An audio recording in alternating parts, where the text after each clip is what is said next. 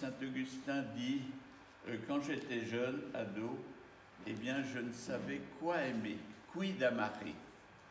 Et c'est pas par pédantisme, mais pour vous montrer la falsification du texte. Je ne savais quoi aimer, j'aimais les spectacles, les femmes au lieu d'aimer Dieu.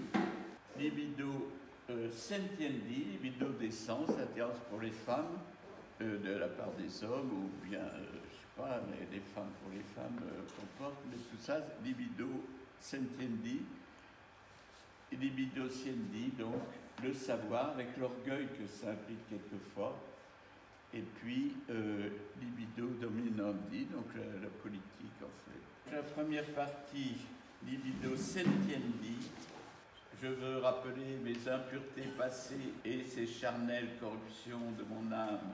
Non que je les aime, mais afin de vous aimer, mon Dieu. Je brûlais dès mon adolescence de bras rassasiés et de basse volupté, et je n'eus pas honte de prodiguer la sève de ma vie d'innombrables et ténébreux amours, et ma beauté s'est flétrie, et je n'étais plus que pourriture à vos yeux, alors que je me plaisais à moi-même et désirais plaire aux yeux des hommes. Vous voyez, ça de la gueule, même en traduction. Il vit avec une maîtresse qui a le tort d'être de basse extraction aux yeux de sa mère, et sa mère qui rêve, on ne peut pas l'en vouloir, que son fils réussisse, lui fait des scènes sûrement tous les jours pour qu'il rompe avec cette maîtresse, qu'il est parti mourir de chagrin en Afrique, et Augustin abandonnant son fils à Déodat. Saint Augustin souffre énormément. Quand on veut arracher de mon flanc comme un obstacle à mon mariage, à femme avec qui j'avais l'habitude de vivre, mon cœur où elle était attachée fut déchiré, la blessure saigna longtemps. Elle était retournée en Afrique en vous faisant le vœu de ne connaître aucun autre homme et en me laissant le fils naturel qu'elle m'avait donné, mais moi, malheureux, incapable d'imiter une femme, esclave du désir, je me trouvais une autre femme, bien sûr illégitime, comme pour entretenir et prolonger la maladie de mon âme. Et sa mère lui met entre les pattes, si j'ose dire, une gamine de 13 ans, qui à l'époque était tout à fait normale, mais ça ne lui plaît pas. Et oui, il souffre d'être sans femme et sans Dieu encore, puisqu'il n'est pas encore converti. Alors, dans la libido sentiendi, il faut mettre trois choses. Dans la première partie, trois idées. Celle de l'amour des femmes, celle du vol des poires, cette fois c'est la gourmandise. Quand il a 15 ans, il organise un gang pour voler des poires, mais des quantités énormes, c'est pas une ou deux poires. Et c'est même pas pour les manger, c'est pour le plaisir du mal.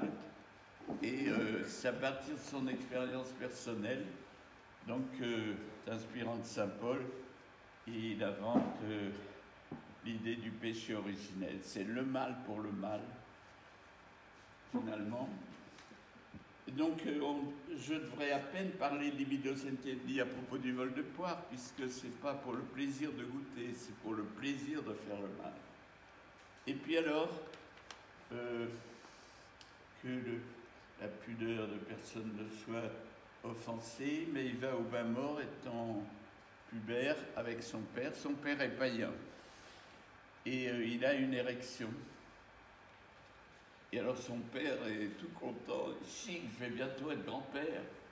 Et il va le raconter à sa mère, qui sera canonisée aussi, Sainte Monique, donc qui a servi de modèle à beaucoup de nos grands-parents quand ils étaient catholiques. Et alors, Sainte Monique, qu'est-ce qu'elle fait? En attendant que son fils bande, eh bien, elle fait une crise d'hystérie. Je passe maintenant à la libido siendi. Il part à Milan, d'abord, ensuite à Carthage pour étudier, puis pour enseigner. Et alors, quand il s'en va, il faut qu'il trompe l'attention de sa mère. Je mentis à ma mère. D'autant plus intéressant qu'il a écrit un traité sur le mensonge en disant qu'il ne fallait jamais mentir. Et à quelle mère? Et je m'échappais. Et comme elle refusait de s'en retourner sans moi, je la persuadai, non sans peine, de passer la nuit dans une chapelle dédiée à Saint-Cyprien, tout proche de notre navire. Cette même nuit, je partis en cachette et demeura à prier et à pleurer. Il n'envoie prier, pendant ce temps-là, il se bat. Et voilà, mais il a le courage de le dire.